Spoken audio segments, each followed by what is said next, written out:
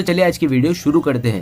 दोस्तों वीडियो शुरू करने से पहले मैं आपको एक बात बता दूं कि आपने अभी तक हमारे इस चैनल को सब्सक्राइब नहीं किया हो तो नीचे पर आपको ग्रीन बटन में सब्सक्राइब करके लिखा रहा होगा, इसके ऊपर क्लिक कर लीजिए और साइड में नोटिफिकेशन बेल भी आएगा, उसको भी क्लिक कर लें ताकि आपको मिल सके हमारे अगले वीडियो की नोटिफिकेशन सबसे पहले और आप कुछ नया नया सीख सके। कुछ करिए नस नस मेरी खोले, हाय कुछ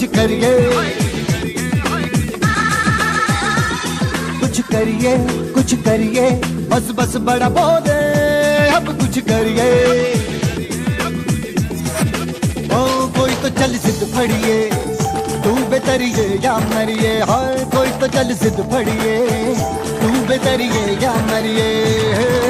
शक दे हो शक दे गिंडिया, शक दे हो शक दे गिंडिया, शक दे हो शक दे गिंडिया, शक दे हो शक दे गिंडिया।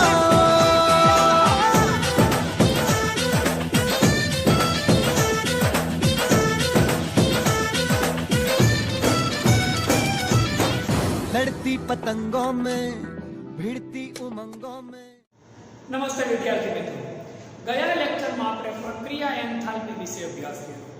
હવે આજના લેક્ચરની અંદર આપણે લોકોએ કોઈ પણ રાસાયણિક પ્રક્રિયા થાય એવું જરૂરી નથી કે દરેક પ્રક્રિયા એક સરખી રીતે થાય. અલગ અલગ તબક્કામાંથી પસાર થતી હોય. જે અલગ અલગ તબક્કામાંથી પસાર થતી હોય રાસાયણિક પ્રક્રિયા, અથવા તેમાં જે પદાર્થ આપેલા હોય, ઘન પદાર્થ હોય, પ્રવાહી પદાર્થ હોય કે વાયુ પદાર્થ હોય, ત્યારે રાસાયણિક પ્રક્રિયા દરમિયાન જે એન્થાલ્પીનો ફેરફાર થાય એના વિશેનો અભ્યાસ કરવાનો થાય. આ માટે કેટલાક અગત્યના પોઈન્ટ છે ભણવાના થાય છે. તમામે તમામ પોઈન્ટને આપણે બહુ શોર્ટકટમાં, બહુ શાંતિથી ને એકદમ વ્યવસ્થિત રીતે ભણીએ. ખાસ કરીને એને ટૂંકમાં વ્યાખ્યા સ્વરૂપે જ આપણે સમજવાનો પ્રયત્ન કરવાનો. એમાં પહેલો પોઈન્ટ છે પ્રક્રિયાની પ્રમાણિત એન્થાલ્પી. પ્રક્રિયાની પ્રમાણિત એન્થાલ્પી.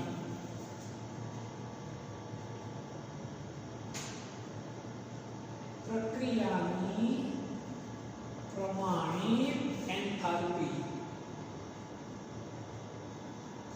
એની સંજ્ઞા થશે ડેલ્ટા એક્સ. આની શું થાય તો કે પણ ઉપર ટપકો આવી જાય સમજી લેવાનું વસ્તુ કેવી છે તો પ્રમાણિત. કેવી છે એ પ્રમાણિત યાદ રાખો.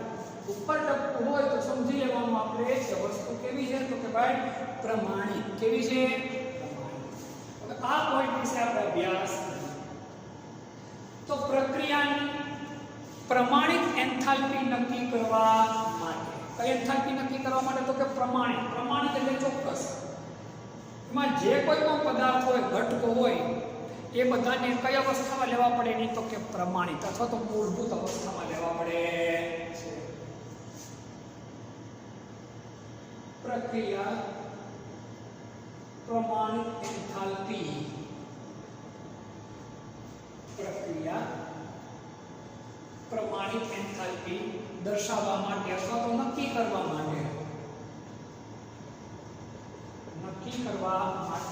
પ્રક્રિયાની પરિસ્થિતિને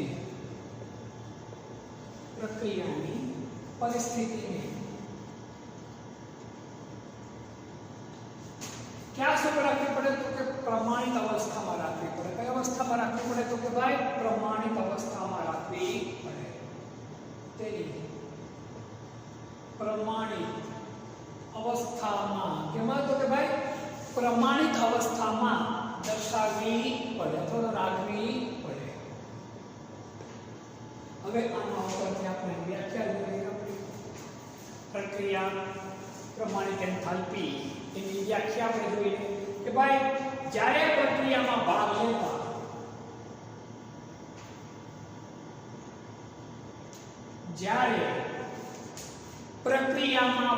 લેતા બધા જ પદાર્થો, જ્યારે પ્રક્રિયામાં ભાગ લેતા, યાદ રાખજો જેટલા પ્રક્રિયાઓ હોય તમામે તમામમાં આવી જાય. એક પણ જો પ્રમાણિત અવસ્થામાં ન હોય તો પ્રક્રિયા પ્રમાણિત એન્થાલ્પી તમને સાચી મળે નહીં. જ્યારે પ્રક્રિયામાં ભાગ લેતા બધા જ પદાર્થો તેની પ્રમાણિત અવસ્થામાં હોય તેની પ્રમાણિત અવસ્થામાં હોય ત્યારે મળતા એન્થાલ્પીના ફેરફારને શું કહેવાય? પ્રક્રિયાની પ્રમાણિત એન્થાલ્પી તરીકે ઓળખવામાં આવે છે. ખાસ યાદ રાખજો, જ્યારે પ્રક્રિયામાં ભાગ લેતા બધા જ પ્રક્રિયકો, જ્યારે પ્રક્રિયામાં ભાગ લેતા બધા જ પ્રક્રિયકો તેની પ્રમાણિત અવસ્થામાં હોય. કઈ અવસ્થામાં હોય? તો કે ભાઈ પ્રમાણિત અવસ્થા એટલે કે પ્રમાણ સ્થિતિમાં હોય ત્યારે મળતા એન્થાલ્પીના ફેરફારને ક્યાંના નામે બધો ઓળખીએ તો કે પ્રક્રિયા પ્રમાણિત એન્થાલ્પી તરીકે ઓળખીએ છીએ. હવે આ છે મૂળભૂત સ્થિતિ. પણ કોઈ પણ પ્રક્રિયા કોઈ ત્રણમાંથી એક સ્વરૂપે મોટા ભાગે હોય. કયા સ્વરૂપે? ઘન સ્વરૂપે હોય, અથવા પ્રવાહી સ્વરૂપે હોય, અથવા તો કયા સ્વરૂપે હોય તો કે ભાઈ વાયુ સ્વરૂપે હોય છે. ઈ અવસ્થાને વિજ્ઞાનની ભાષામાં, રસાયણ વિજ્ઞાનની ભાષામાં શું કહેવાય તો કે કલા. શું કહેવાય? કલા. હવે કલા ફેરફાર દરમિયાન શું એન્થાલ્પીમાં ફેરફાર થાય? એટલે અવસ્થામાં ફેરફાર કરો. ઘનમાંથી પ્રવાહીમાં બનાવો, પ્રવાહીમાંથી વાયુમાં બનાવો, કે ડાયરેક્ટ ઘનમાંથી વાયુમાં બનાવો, ત્યારે જે એન્થાલ્પીનો ફેરફાર થાય હવે એ સમજવાનો છે. સમજો મારી વ્યાખ્યા. તમને પરીક્ષામાં પૂછાય પ્રમાણિત એન્થાલ્પી, પ્રક્રિયાની પ્રમાણિત એન્થાલ્પી એટલે શું સમજાવો તો તમારે ખાલી બે પોઈન્ટ યાદ રાખવાના. પ્રક્રિયા પ્રમાણિત એન્થાલ્પી નક્કી કરવા માટે પ્રક્રિયા પરિસ્થિતિને કઈ અવસ્થામાં દર્શાવવી પડે તો કે એની પ્રમાણિત અવસ્થામાં, પ્રમાણ સ્થિતિમાં દર્શાવવી પડે. હવે પ્રમાણિત અવસ્થા કે પ્રમાણિત સ્થિતિ એટલે કઈ? તો તમને એ વસ્તુ ખબર હોવી જોઈએ. 298 કેલ્વિન તાપમાન. કેટલા કેલ્વિન તાપમાન? તો કે ભાઈ 298 કેલ્વિન તાપમાન. 1 બાર દબાણ,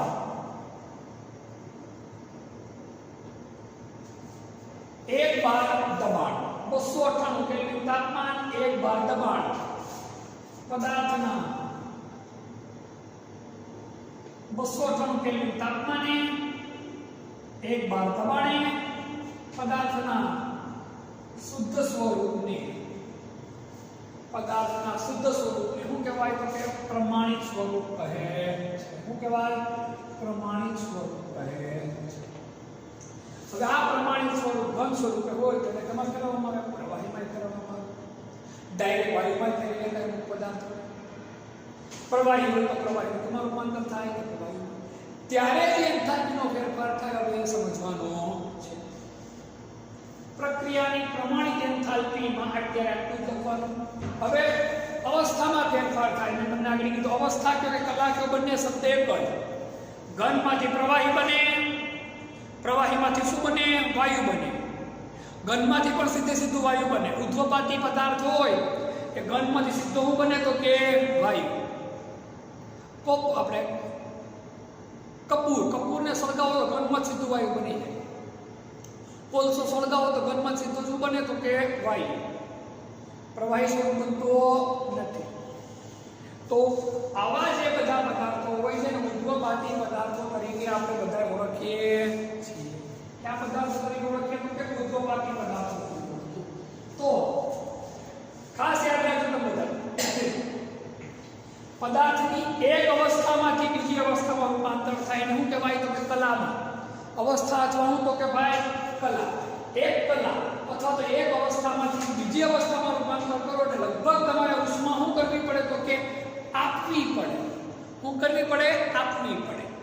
ઉષ્મા આપવી પડે એટલે ઉષ્માનું શોષણ થાય પ્રક્રિયામાં. અને ઉષ્માનું શોષણ થાય એટલે પ્રક્રિયાને કઈ પ્રક્રિયા કહેવાય? ઉષ્મા શોષક પ્રક્રિયા કહેવાય. કઈ પ્રક્રિયા કહેવાય તો કે ઉષ્મા શોષક પ્રક્રિયા. હવે પદાર્થની એક અવસ્થામાંથી બીજી અવસ્થામાં રૂપાંતરણ થાય તો એના માટે જે એન્થાલ્પીનો ફેરફાર થાય એ આપણે સમજી લઈએ.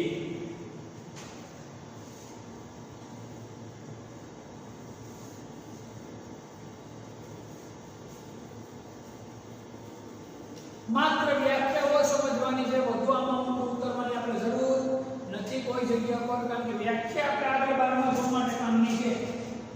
અમુક પ્રક્રિયામાં 12મા ધોરણમાં વ્યાખ્યા આવે એટલે કામની, બાકી આનાથી વધારે અગત્યનું આપણા માટે આમાં કઈ છે નહીં.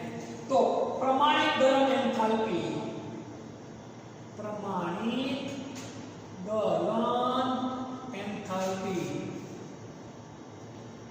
ગલન એટલે આ જો તો ફ્યુઝન નો આવશે તો કે fusion delta H0 FUS fusion.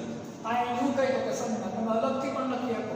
પ્રમાણિત ગલન એન્થાલ્પીને ડેલ્ટા FUS H0 વડે દર્શાવવામાં આવે. અહીંયા લીટો પણ કરવો કે ન કરવો બહુ લાંબો ફરક પડશે નહીં.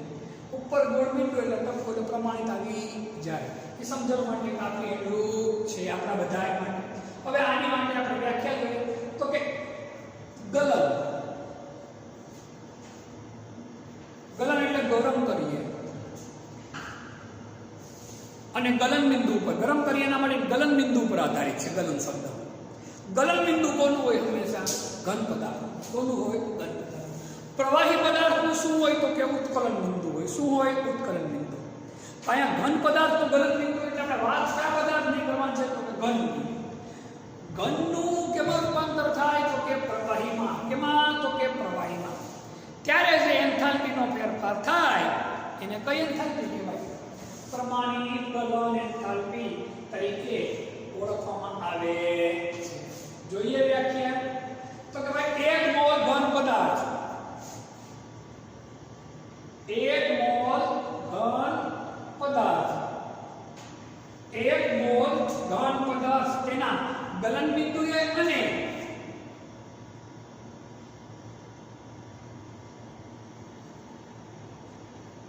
તેના ગલન બિંદુએ એટલે જે ચોક્કસ ગલન બિંદુ હોય અને નિયત દબાણ, અને નિયત દબાણે તેની પ્રમાણિત અવસ્થા, પ્રમાણિત અવસ્થા એટલે કયા સ્વરૂપે હોય તો કે ઘન પદાર્થ એટલે ઘન અવસ્થામાં જ હોય તેની પ્રમાણિત અવસ્થામાંથી મૂળભૂત અવસ્થા કઈ હતી તો કે ઘન અવસ્થા. કઈ હતી તો કે ઘન અવસ્થા. તેની પ્રમાણિત અવસ્થામાંથી ગલન થાય. કી શબ્દનો લખો તો ચાલે. પ્રવાહી અવસ્થામાં એમાં તો કે ભાઈ પ્રવાહી અવસ્થામાં રૂપાંતરણ પામે ત્યારે થતા એન્થાલ્પીના ફેરફારને, ત્યારે થતા એન્થાલ્પીના ફેરફારને શું કહેવાય? પ્રમાણિત ગલન એન્થાલ્પી. બહુ સેની વ્યાખ્યા છે. આ તો બંને શબ્દ આપણે ઉપર લેખા પ્રમાણિત છે એટલા માટે કે ભાઈ એનું તાપમાન દબાણે કેવું જોઈએ? નિયત. અને તાપમાને કેવું હોવું જોઈએ તો કે ચોક્કસ. ગલન બિંદુને ચોક્કસ તાપમાન અને દબાણે કેવું હોવું જોઈએ તો કે નિયત. તો જે પ્રમાણિત પદાર્થ કહેવાય, બાકી પ્રમાણિત પદાર્થ કહેવાય નહીં. એની પ્રમાણિત અવસ્થા એટલે કઈ અવસ્થા તો કે ઘન અવસ્થામાંથી ગલન થઈને ગરમ થઈ. આ શબ્દમાં લખો ચાલે. કઈ અવસ્થામાં રૂપાંતર પામે? પ્રવાહીમાં. ઘનમાંથી પ્રવાહીમાં કોઈ ડાયરેક્ટ રૂપાંતર પામવાનું નથી. તમારે ઊર્જાને આપવી પડે. તમે જે ઊર્જા આપો એટલે કે એની ઊર્જામાં જે ફેરફાર થાય તો એ ફેરફારને શું કહેવાય? પ્રમાણિત ગલન એન્થાલ્પી તરીકે ઓળખવામાં આવે છે. હવે મેં તમને કીધું આમાં ઊર્જા આપવી પડે. આ પ્રક્રિયા કેવી છે તો કે ભાઈ ઉષ્મા શોષક પ્રક્રિયા છે. કેવી છે? ઉષ્મા શોષક. મોલ છે એટલે કેવું થશે તો કે ભાઈ કિલો જૂલ પ્રતિ મોલ. આનું થાય તો કે ભાઈ એકમ. એક એક્ઝામ્પલ જોઈ લઈએ આપણે. H2O સોલિડ બરફ સ્વરૂપ એમાંથી કેમાં રૂપાંતર પામીએ તો કે H2O લિક્વિડમાં. તમારે ઊર્જા આપવી પડે. હવે જે તમે ગરમી દીધી ઘનમાંથી કેમાં રૂપાંતર કરવા માટે આપી તો કે પ્રવાહીમાં. તો ડેલ્ટા ફ્યુઝન H પ્રમાણિત પદાર્થોના કેટલી પચાસ તો કે ભાઈ 6 કિલો જૂલ પ્રતિ મોલ. 6 કિલો જૂલ પ્રતિ મોલ ઊર્જા આપો. 6 કિલો જૂલ ઊર્જા આપો એટલે 1 મોલ બરફનું કેમાં રૂપાંતર થાય? પાણીમાં. પાણી. વસ્તુ ખાસ આ યાદ રાખવાની. દબાણ કેટલું હોવું જોઈએ? 1 બાર. અને તાપમાન કેટલું હોવું જોઈએ? 298 કેલ્વિન. ચોક્કસ પરિસ્થિતિ હોય તો જ આ વસ્તુ કામની, બાકી આ વસ્તુ કામની નથી. માત્ર વ્યાખ્યા આ 2 પોઈન્ટ, આની બહુ વધુ અગત્યતા નથી. આટલું જ આપણે યાદ રાખવામાં છે. લખીને સ્ક્રીનશોટ લઈ લો.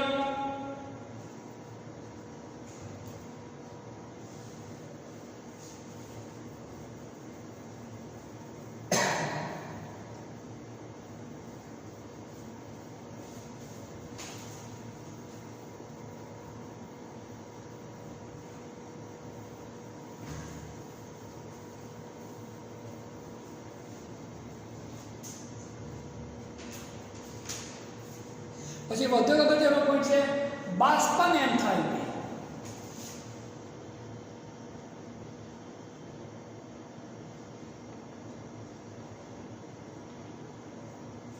બાષ્પન એન્થાલ્પી ડેલ્ટા 0 કાંઈ હું હશે લખશું વેપ, WAP વેપાર, અક્ષર W પછી PAP આવે વેપાર. વેપાર એટલે હું તો કે ભાઈ બાષ્પ, હું તો કે બાષ્પ. બાષ્પન એન્થાલ્પી તો આમાં ઓલાની જેમ જ પણ ઘનમાંથી પ્રવાહીમાં નહીં, તો પ્રવાહીમાંથી કેમાં રૂપાંતર પામવાનું છે? વાયુમાં. કેમાં? વાયુમાં. પ્રવાહીમાંથી કેમાં રૂપાંતર પામવાનું છે? તો કે ભાઈ વાયુમાં રૂપાંતર પામવાનું છે. 1 મોલ પ્રવાહી કેટલા મોલ પ્રવાહી? તો કે ભાઈ 1 મોલ પ્રવાહીની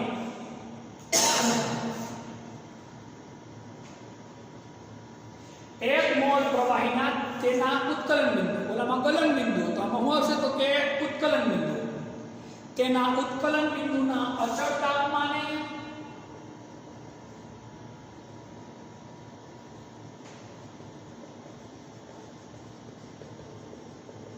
તેના ઉત્કલન બિંદુના અચળ તાપમાને અને અચળ દબાણ હેઠળ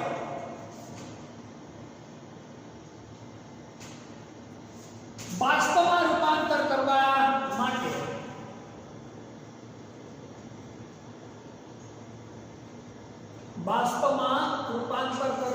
ટૂંકમાં 1 મોલ પ્રવાહીનું કેમાં રૂપાંતર કરીએ છીએ આપણે?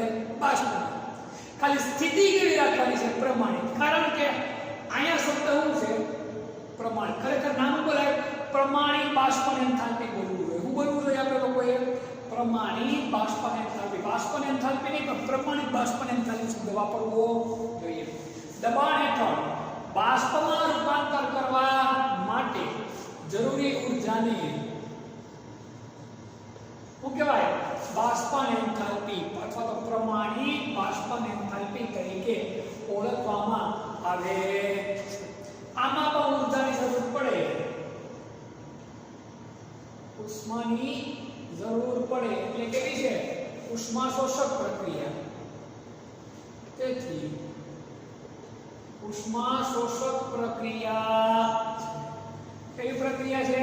ઉષ્મા શોષક પ્રક્રિયા. એકમનો શું થશે? કિલોજૂલ પ્રતિ મોલ. એક્ઝામ્પલ જોઈએ. H2O લિક્વિડ માંથી બનાવીએ આપણે તો કે ભાઈ H2O ગેસ. શું બનાવીએ? H2O gas.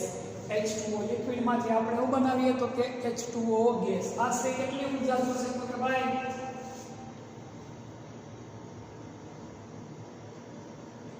40.79 કિલોજૂલ પ્રતિ મોલ ઊર્જા જોઈએ. આ આશરે કિંમત છે. કિંમત આપણે યાદ રાખવાની કોઈ પણ જગ્યા પર જરૂરિયાત યાદ આપણે નથી. સ્ક્રીનશોટ લઈ લો. અગત્યનો ટોપિક છે આ પણ.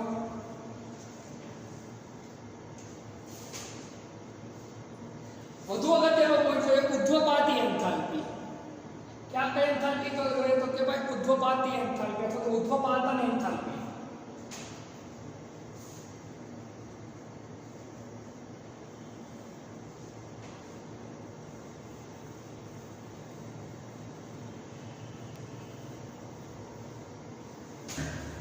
ઉર્ધ્વપાતી પદાર્થ, ઉર્ધ્વપાતન એટલે શું? ઉર્ધ્વપાતી પદાર્થ એટલે શું? એ આપણે ખબર હોવી જોઈએ.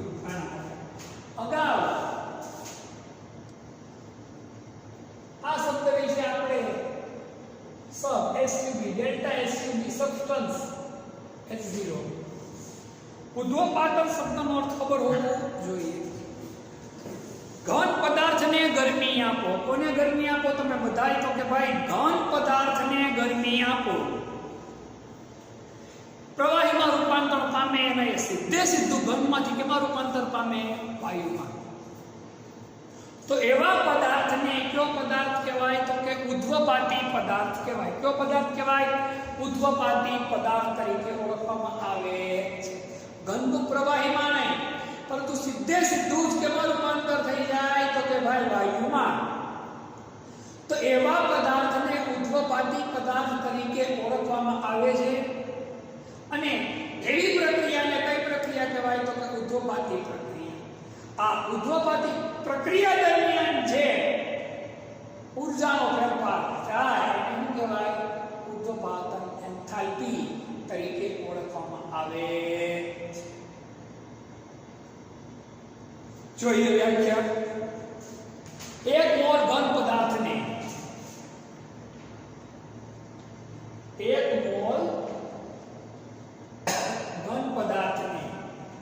મેં તમને કીધું અહીંયા ઘનનું સીધે સીધું કેમાં રૂપાંતર થાય? તો કે ભાઈ વાયુમાં રૂપાંતર થાય. એક મોલ ઘન પદાર્થને અચળ તાપમાને અને પ્રમાણિત દબાણ હેઠળ, અચળ તાપમાને અને પ્રમાણિત દબાણ હેઠળ સીધું જ એક મોલ ઘન પદાર્થ અચળ તાપમાને અને પ્રમાણિત દબાણ હેઠળ સીધો જ વાયુમાં રૂપાંતરણ પામે ત્યારે થતા એન્થાલ્પીના ફેરફારને શું કહેવાય? તો કે ઉદ્ધવપાતન એન્થાલ્પી અથવા તો ઉદ્ધવપાતી એન્થાલ્પી તરીકે ઓળખવામાં આવે. હવે આનું એક્ઝામ્પલ આપણે જોઈએ તો કાર્બન છે.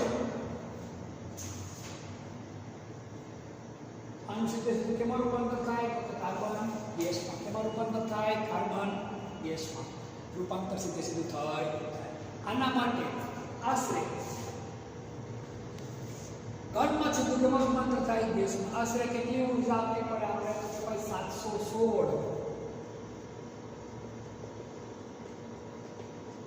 કિલોજૂલ પ્રતિ મોલ ઊર્જા આપવી પડે. કેટલી? તો કે ભાઈ 716 કિલોજૂલ પ્રતિ મોલ આપણે ઊર્જા આપવી પડે.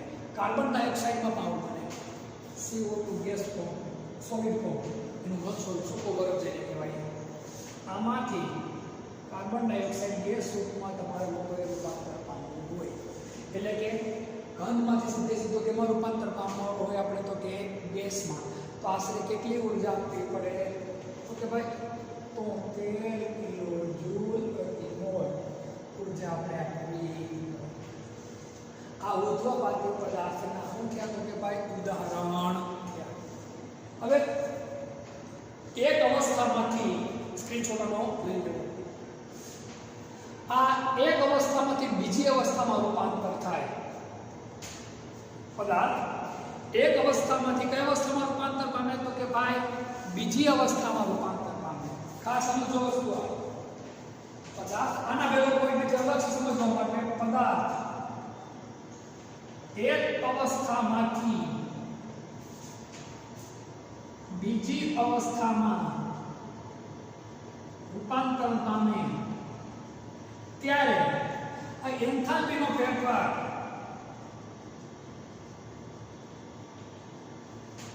એક સમાન હોતો નથી. જો આ સ્વરૂપમાંથી ગેસ ગયું, આ સ્વરૂપમાંથી ગેસ ગયું, એન્થાલ્પીનો ફેરફાર એક સરખો નથી. શું કારણ? કારણ કે એન્થાલ્પીનો ફેરફાર જે તે પદાર્થ વચ્ચેના આકર્ષણ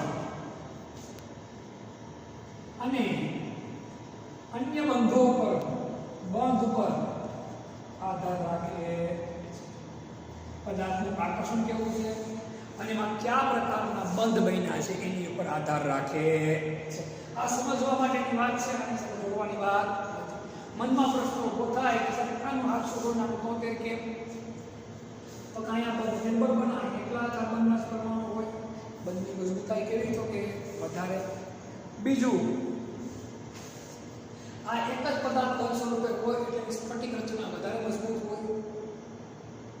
જો કે આ તો અસ્ફટિકમય પદાર્થ છે બંધ પદાર્થ હોય છે બરાબર છે એની જે રચના એના પરમાણુ એકબીજાની એકદમ નજીક આવેલા છે આંતરાણુની આકર્ષણ બળ કેવું હોય વધારે એટલે એ તોડવા માટે ઊર્જા તમારે કેવી આપવી પડે તો વધારે આપવી કેવી આપવી પડે તમારે વધારે ઊર્જા આપવી પડે. આ ખાસ આપણે યાદ રાખવા જેવી વસ્તુ છે. હવે વધુ અગત્યનો પણ છે પ્રમાણિત સર્જન એન્થાલ્પી. શું નામ છે? પ્રમાણિત સર્જન એન્થાલ્પી. તમે સ્ક્રીનશોટમાં ખાસ લઈ લો.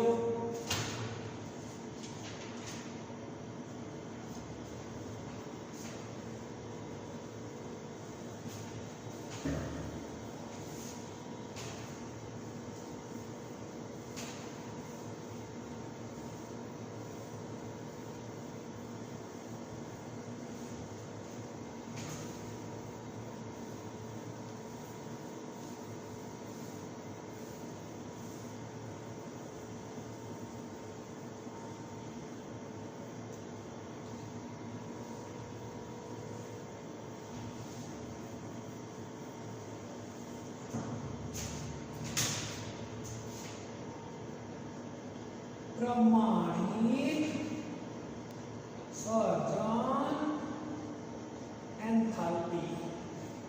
હવે પછીનો આપણો પોઈન્ટ છે પ્રમાણિત સર્જન એન્થાલ્પી ડેલ્ટા H0F. પ્રમાણિત સર્જન એન્થાલ્પી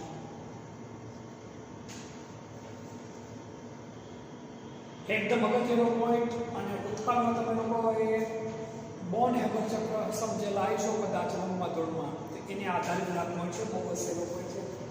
એક મોલ સંયોજન તેમાં રહેલા તત્વોની ખાસ યાદ રાખજો. એક મોલ સંયોજન આની વ્યાખ્યા જોઈએ આપણે.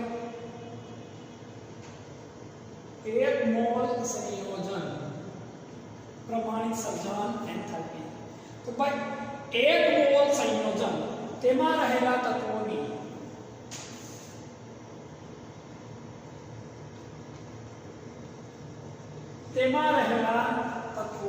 સ્થાયી અને પ્રમાણિત અવસ્થામાંથી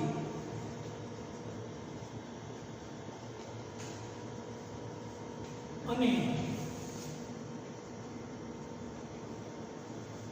સ્થાયી અને પ્રમાણિત અવસ્થામાંથી સીધું જ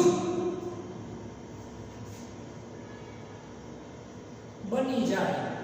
જો આ એક સંયોજન કઈવાથી બને તો કે માં જતા તત્વો રહેલા હોય એની સ્થાયી અને પ્રમાણિત સ્થિતિમાંથી સીધું જ બની જાય ત્યારે થતા એન્થાલ્પીના ફેરફારને શું કહેવાય? પ્રમાણિત સર્જન એન્થાલ્પી. સાદી ભાષામાં વાત કે નોન સ્ટોપ બસ. જુનાગઢથી સીધે રાજકોટ આવી જાય તો નોન સ્ટોપ બસ, વચમાં કોઈ સ્ટોપ નહીં. તત્વોની સ્થાયી અને પ્રમાણિત અવસ્થામાં સીધું જ બની જાય સંયોજન તો એને શું કહેવાય? પ્રમાણિત સર્જન એન્થાલ્પી. એનું એક્ઝામ્પલ જોઈએ તો હાઇડ્રોજન અને ઓક્સિજન વચ્ચે પ્રક્રિયા કરાવો એટલે શું બની જાય?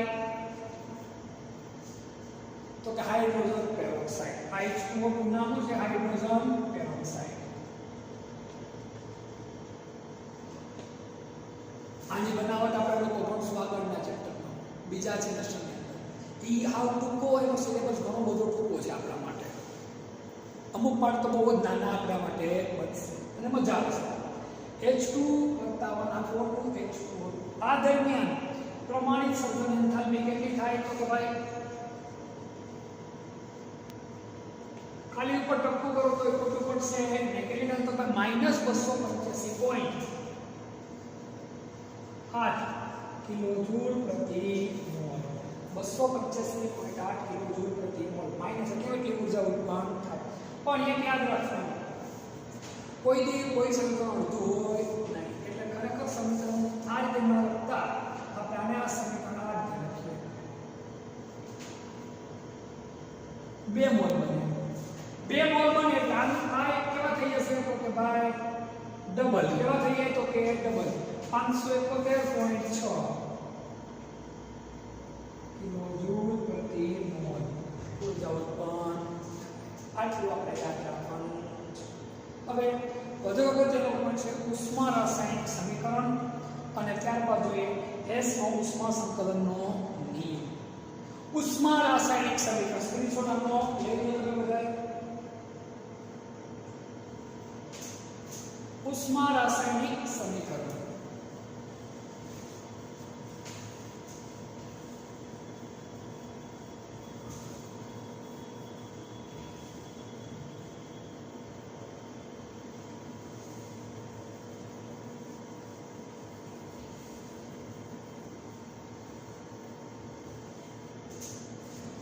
વધુ અગત્યનો પોઈન્ટ છે આપણો ઉષ્મા રાસાયણિક સમીકરણ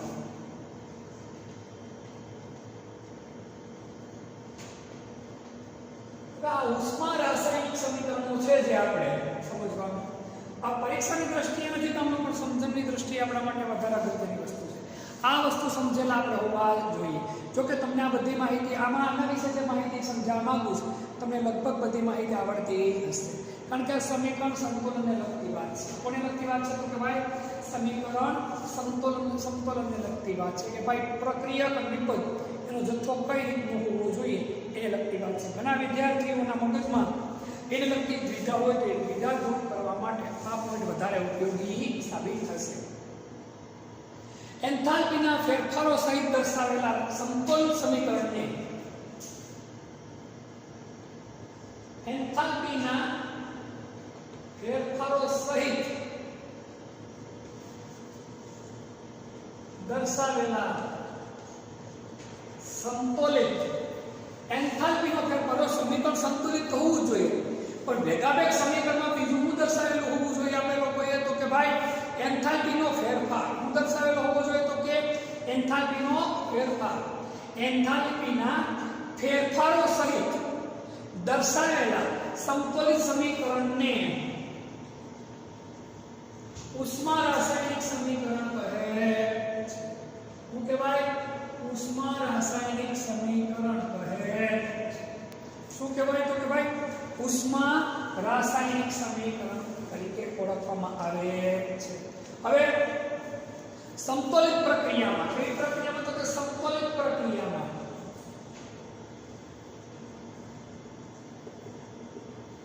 સંતુલિત પ્રક્રિયામાં સંકળાયેલા પ્રક્રિયકો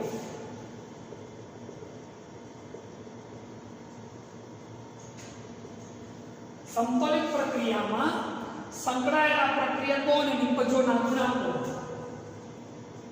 અને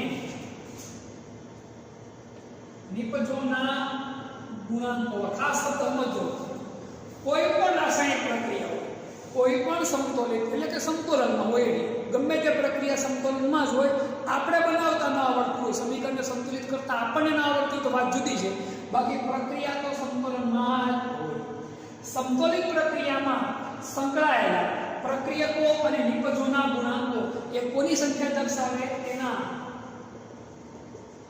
મોલની આ શબ્દ ખાસ યાદ રાખજો તેના મોલની સંખ્યા દર્શાવે છે નહીં કે ગુણાંકની સમજાવવા આગળ શબ્દ દાખલા તરીકે તમને લોકોને એક એક્ઝામ્પલ તમને લોકોને આપું તો કે નાઇટ્રોજન છે અને હાઇડ્રોજન છે એની વચ્ચે પ્રક્રિયા કરે તો હું કઈ ના એમોનિયા અહીંયા છે એ ક્યાં સ્વરૂપે અણુ સ્વરૂપો છે એટલા માટે બગડ્યું હતું અહીંયા જે બગડ્યું હોય એનો અર્થ તો કે અણુ સ્વરૂપ ક્યાં સ્વરૂપે અણુ સ્વરૂપ અહીંયા બગડ્યો છે હાઇડ્રોજન ક્યાં સ્વરૂપે અણુ સ્વરૂપ એકલો આટા મારતો કુદરતમાં પણ અહીંયા જે બગડ્યો છે એ ક્યાં સ્વરૂપે છે તો એ મોલ દર્શાવે 3 હાઇડ્રોજન 3 to 6 હાઇડ્રોજનના પરમાણુ એમ ન થાય 3 મોલ થાય શું થાય 3 મોલ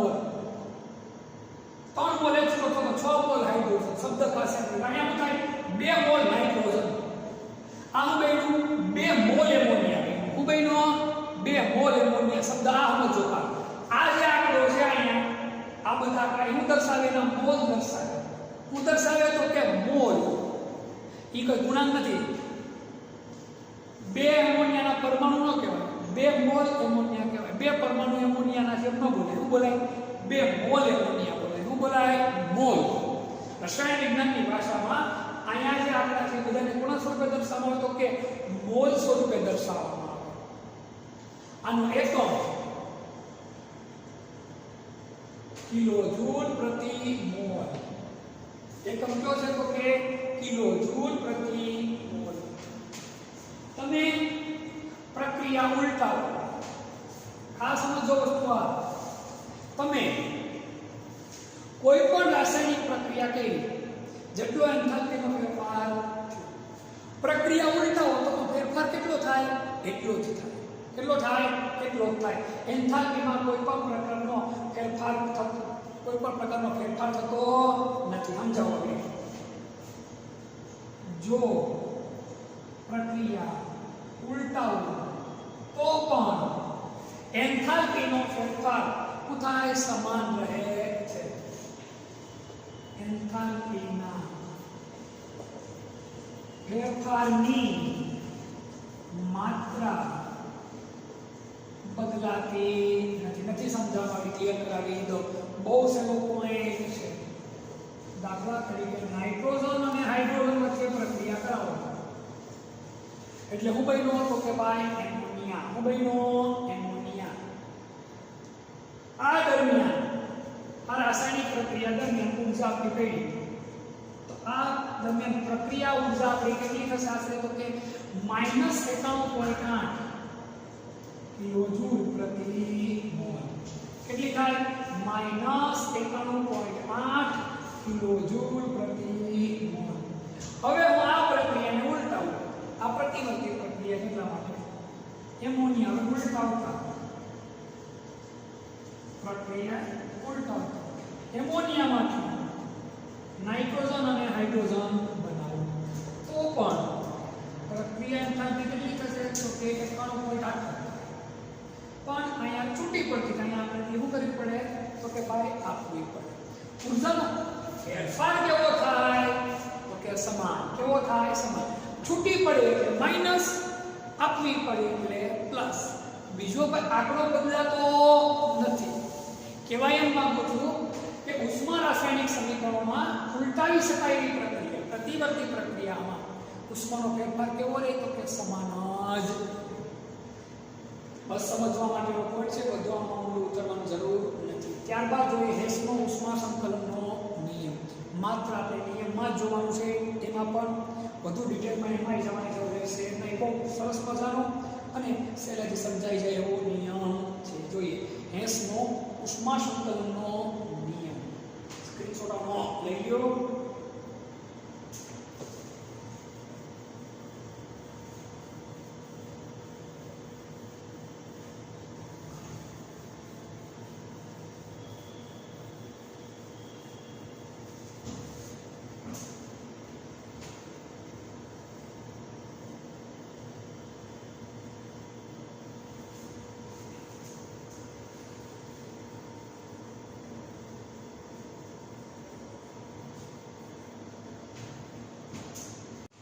હેસનો ઉષ્મા સંકલનનો નિયમ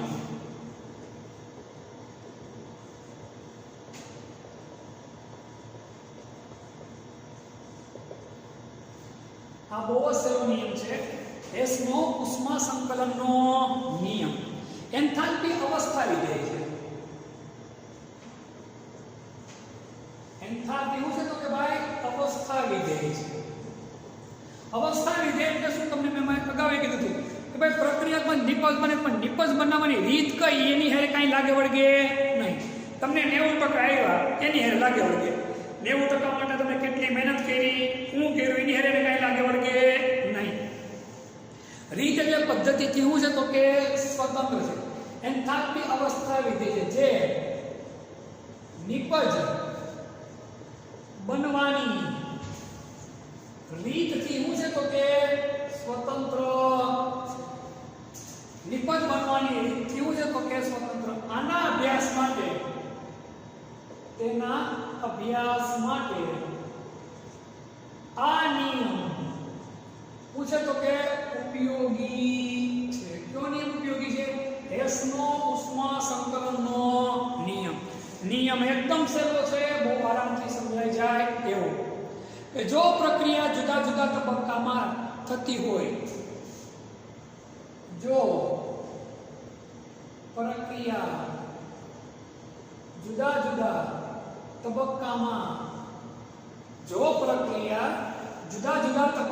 થતી હોય તો તેની પ્રમાણિત પ્રક્રિયા એન્થાલ્પી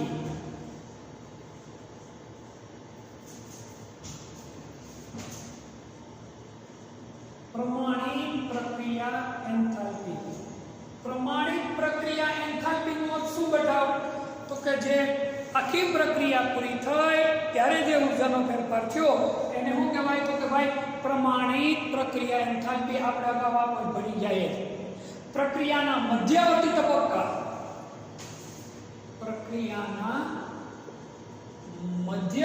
તબક્કા, આ મધ્યવર્તી તબક્કા એટલે શું? કે પ્રક્રિયા મેં તમને કીધું ડાયરેક્ટ થતી નથી, વચ્ચે શું આવે? તો કે કંઈક તબક્કો આવે. એ તબક્કાને શું કહેવાય? તો કે ભાઈ મધ્યવર્તી તબક્કો. સાદી ભાષામાં તો બસ જૂનાગઢથી સીધી રાજકોટ જતી નથી, સીધી અમદાવાદ જતી નથી, વચમાં જેતપુરનો જેતપુર આવે, વીરપુર આવે, રાજકોટ આવે, ચોટીલા આવે, લીંબડી આવે, અલગ અલગ સેન્ટર આવે. એ સેન્ટરમાં બસ કેટલી ખોટી થાય એની પર આધાર રાખે. એમ અલગ અલગ તબક્કા આવે તો એ તબક્કામાં હું ઉષ્માનો ફેરફાર થાય એની ઉપર આધારિત હોય છે. સમજો ખાસ, જો પ્રક્રિયા જુદા જુદા તબક્કામાં થતી હોય તો તેની પ્રમાણિત પ્રક્રિયા એન્થાલ્પી. કઈ? તો કે ભાઈ પ્રમાણિત પ્રક્રિયા એન્થાલ્પી પ્રક્રિયાના મધ્યવર્તી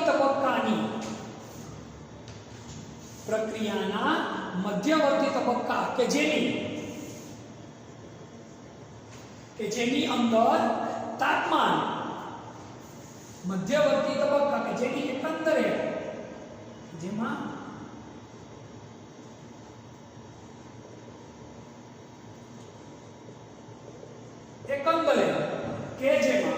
એકંદરે પ્રક્રિયા સમાન તાપમાને વિભાજિત કરી શકાય,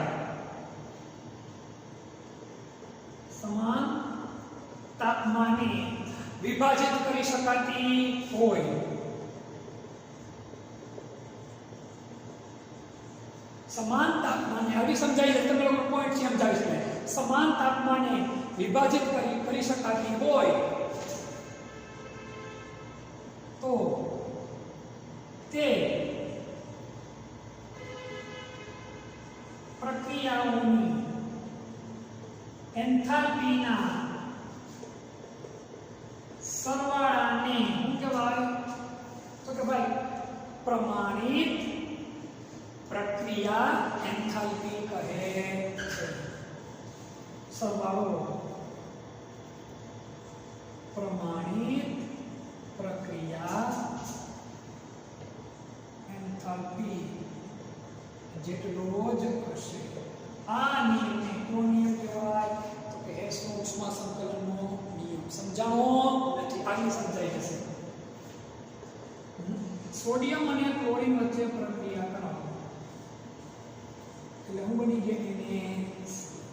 ગયો એને સેલ. તો હવે આ દરમિયાન ટોટલ આની ઊર્જાનો જે ફેરફાર થયો એને શું કહેવાય? તો કે ભાઈ પ્રમાણિત પ્રક્રિયા એન્થાલ્પી. શું કહેવાય? પ્રમાણિત પ્રક્રિયા એન્થાલ્પી તરીકે ઓળખીએ. પણ ડાયરેક્ટ સોડિયમ અને ક્લોરીન વચ્ચે પ્રક્રિયા થવાથી એને સેલ બને તો એને શું થાય એ જોઈ લે. પહેલા સોડિયમ સોલિડનું કેમાં રૂપાંતર થાય? તો કે સોડિયમ ગેસમાં. અહીંયા આગળ બગડો લેવો પડે છે આપણે. કેમાં રૂપાંતર થયું? ગેસમાં. ઘનનું કેમાં રૂપાંતર કર્યું? તો કે ગેસમાં. અહીંયા કઈ પ્રક્રિયા કરી? તો કે ઉદ્ધવપાતન. કઈ પ્રક્રિયા થાય? તો કે ઉદ્ધવપાતન પ્રક્રિયા થાય. અહીંયા ક્લોરીન ગેસ છે એનું ક્લોરીનના કેમાં પર રૂપાંતર થયું? આયન. કેમાં રૂપાંતર કર્યું? આયનમાં. તો વાયુનું જ્યારે કેમાં રૂપાંતર કરીએ તો કે એના આયનમાં. કેમાં રૂપાંતર કરીએ તો કે આપણે આયન સ્વરૂપે રૂપાંતર કરીએ. તો આ પ્રક્રિયાને કઈ પ્રક્રિયા કહેવાય? તો કે આયનીકરણની પ્રક્રિયા. કઈ પ્રક્રિયા કહેવાય? આયનીકરણની પ્રક્રિયા. હવે આ બંને એકબીજા સાથે શું થાય? તો કે જોડાય. એમાં સોડિયમ છે એને બેના એને માંથી બનશે તો કે Na+. આ પ્રક્રિયાને કઈ પ્રક્રિયા કહેવાય? આયનીકરણ. ક્લોરીન છે એ બે ઇલેક્ટ્રોન શ્રીખંડ બનાવે ક્લોરીન. આને કઈ પ્રક્રિયા કહેવાય? તો કે ઇલેક્ટ્રોન પ્રાપ્તિ એન્થાલ્પી. હવે આ 2Na + Cl વચ્ચે પ્રક્રિયા થાય 2NaCl બને. તો આ જેટલી પ્રક્રિયા થાય તમામ પ્રક્રિયામાં જેટલો ઊર્જાનો ફેરફાર છે એનો સરવાળો કરો તો કેટલો સરવાળો થાય? પ્રમાણિત પ્રક્રિયા એન્થાલ્પી જેટલો. સાદી ભાષામાં વાત કરું તમને લોકોને તો ભાઈ જૂનાગઢથી સીધું જ રાજકોટ જઈએ તો 100 કિલોમીટર. પણ આ ડાયરેક્ટ છે. પેલા જૂનાગઢથી ઉપડે, પેલા ક્યાં જાય તો કે ભાઈ જેતપુર. કેટલા કિલોમીટર? 34. જેતપુર થી ક્યાં જાય તો કે વીરપુર. કેટલા કિલોમીટર? તો કે 15. વીરપુર થી ક્યાં જાય તો કે ભાઈ ગોંડલ. કેટલા કિલોમીટર? તો કે 15. અને ગોંડલ થી ક્યાં જાય તો કે ભાઈ રાજકોટ. ક્યાં જાય? રાજકોટ. 34 5 49 36. આ ચારેયનો સરવાળો કરો એટલે શું થઈ ગયું? તો કે ભાઈ 100 કિલોમીટર આવી ગયું. ડાયરેક્ટલી તબક્કા જેટલા સાથે તમામ તબક્કાનો શું કરવાનો? સરવાળો. ઈ નિયમ કયો નિયમ છે? હેસનો ઉષ્મા સંકલનનો નિયમ. એકદમ સહેલો ટોપિક હતો. આની અગત્યતા માત્ર એટલી જ છે, વધુ એટલામાં ડીપમાં ઉતરવાની આપણે ચોપડી મુજબ જરૂર છે નહીં. હવે વિશેષ અભ્યાસ આપણે લોકો દિવાળી પછી આગળ કરશું. તમને અને તમારા પરિવારને અમારા બધા તરફથી, આપણી સંસ્થા તરફથી, બધા તરફથી તમને લોકોને બધાને હેપી દિવાળી, નવા વર્ષની શુભકામનાઓ. કોરોનાથી બચી અને વ્યવસ્થિત રીતે અભ્યાસ કરવાનો અને આનંદ આપણે બધાએ કરવાનો. ફરીવાર happy Diwali, happy new year.